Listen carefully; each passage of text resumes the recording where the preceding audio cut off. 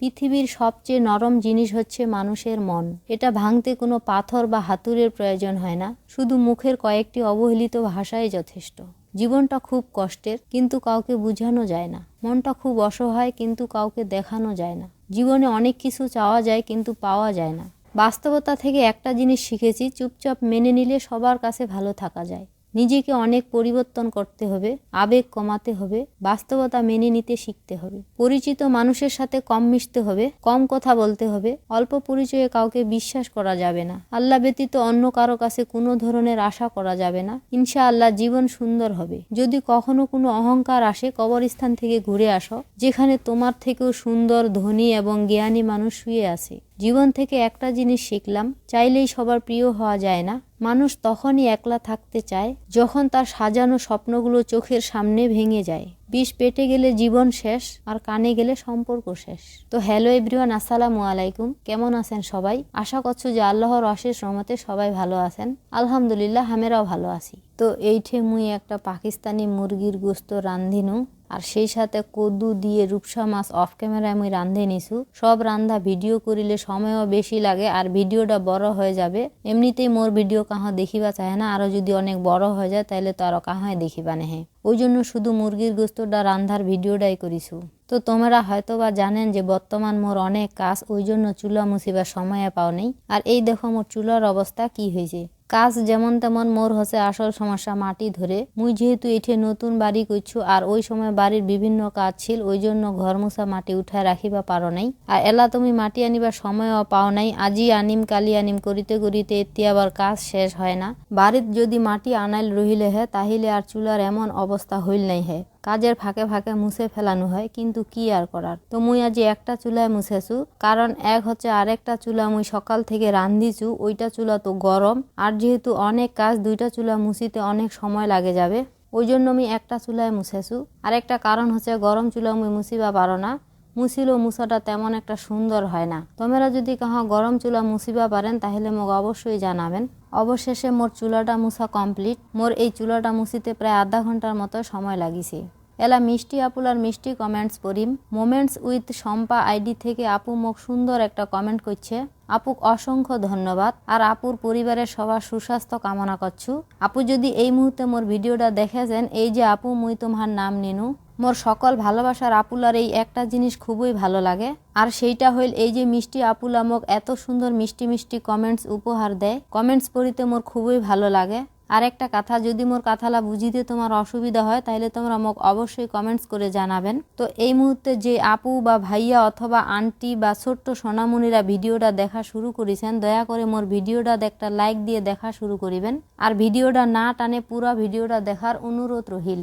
তোমার একটা like more ভিডিওটা আরো অনেকের নিকট পৌঁছাইতে সাহায্য করিবে। আর যদি মোর ভিডিওটা তোমার কাছে ভালো লাগে থাকে, তাহলে চ্যানেলটা সাবস্ক্রাইব করে মোর এই ছোট্ট পরিবারের সদস্য হবা পারেন। যাই যাই অলরেডি এই কাজটা করেছেন, তোমাক অসংখ্য ধন্যবাদ। তো তোমরা যাই যাই আবাদ কৃষি করেন, হয়তো বা কম বেশি সবাই জানেন যে ধানের বিচন কেঙ্গরে গাজেবা লাগে। যা জানেন না বা এলা অজানা রহে যাবা পারেন, অথবা এক এক এলাকাত এক এক পদ্ধতিতে ধানের বিচন গজায়। তো মুই তোমাক দেখা মাঝি একেবারে সহজ পদ্ধতিতে বোরো ধান বা চায়না ধানের বিচন কেঙ্গরে গজায়। তো তোমরা কোন এলাকার লোক কোন ধানের বিচন বা কোন কোম্পানির বিচন ব্যবহার করেন ওইটা তো মুই জানো না। তো আমরা এই তো ন্যাশনাল এগ্রিকেয়ার 4 এই হাইব্রিড বিচনটাই লাগামো, আর ওইটাই তোমার সাথে মুই শেয়ার করছু।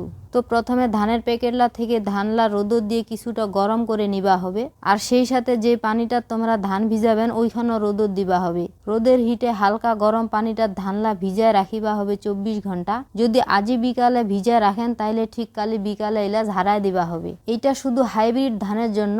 আর যদি কাহা তোমরা 29 ধান ভিজান, তাহলে খালি 24 ঘন্টার জায়গায় 48 ঘন্টা ভিজায় রাখিবেন, তাহলে তাড়াতাড়ি গজাবে। তো আমরা এইরকম ছোট ডালাত কলা পাতা দিয়ে ধানলা গাজাবা দিন।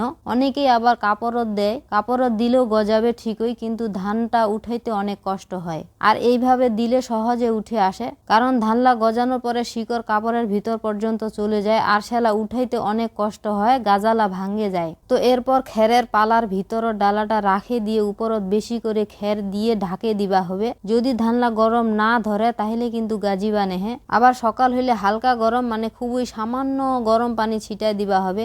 একবারই হালকা গরম দিয়ে কিছুক্ষণ রোদে রাখে আবারও খের দিয়ে ঢাকে দিবেন।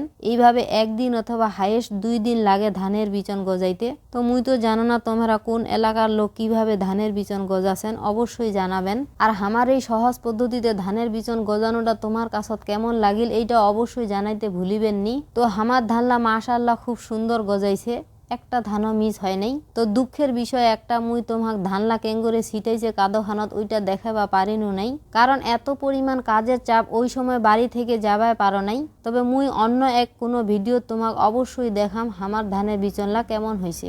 তো এতক্ষণে তোমরা হয়তোবা বুঝে গেছেন যে মুই কিসের দাওয়াত খাবা যাসু। তো আজি আর এই মুসলমানের দাওয়াত নিয়ে কিছুই কইবা নু, কারণ আমার মতো লোক যদি দাওয়াত খাবার না আসি তাতে কি আর মুসলমানের দাওয়াত মানসি করিবা নেহে, অবশ্যই করিবে।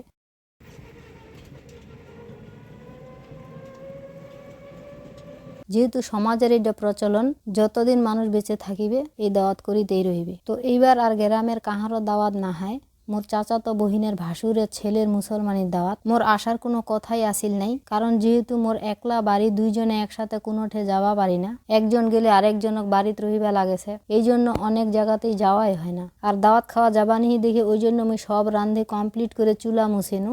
দাওয়াত খাওয়া গেলে তো এত কিছু রান্ধেনু নাই হে। তো খান সাহেব হঠাৎ করে কহেছে যে মুরব্বী যেহেতু আসে দাওয়াত দিছে, দাওয়াতে না গেলে কিরকম দেখায়। চাচাতো বহিনের শ্বশুর আসে দাওয়াত দিছে আর বারবার কয়ে গেছে যে অবশ্যই আসিবেন। তো কি আর করার, মন না চাহিলেও আসিবাই লাগিল। মোর মনটা ভীষণ খারাপ, কারণ দুইজনে একসাথে আসিবা পারি নাই। কোনোঠে দাওয়াত খাওয়া গেলে অবশ্যই দুইজনে না গেলে মন ভালো থাকে না।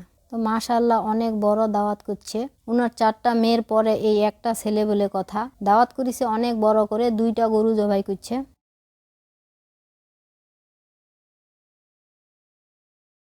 তোমাকে আমি একটা জিনিস দেখাও চলেন। এই যে পেঁপে গাছটা দেখেছেন, এটা হচ্ছে কয়েকবার পড়ে গেছে, উঠাই দিছি। এই কয়টা পেঁপে ছিল, ওইটার মধ্যে একটা পাকিছে।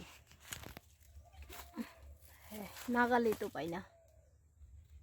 তো দাওয়াত খায় আসার পরে মুই রোদত বসে আসু, হঠাৎ করে মোর পেঁপে গাছের উপর নজর পড়িল যে পেঁপে গাছতে পাকে আছে।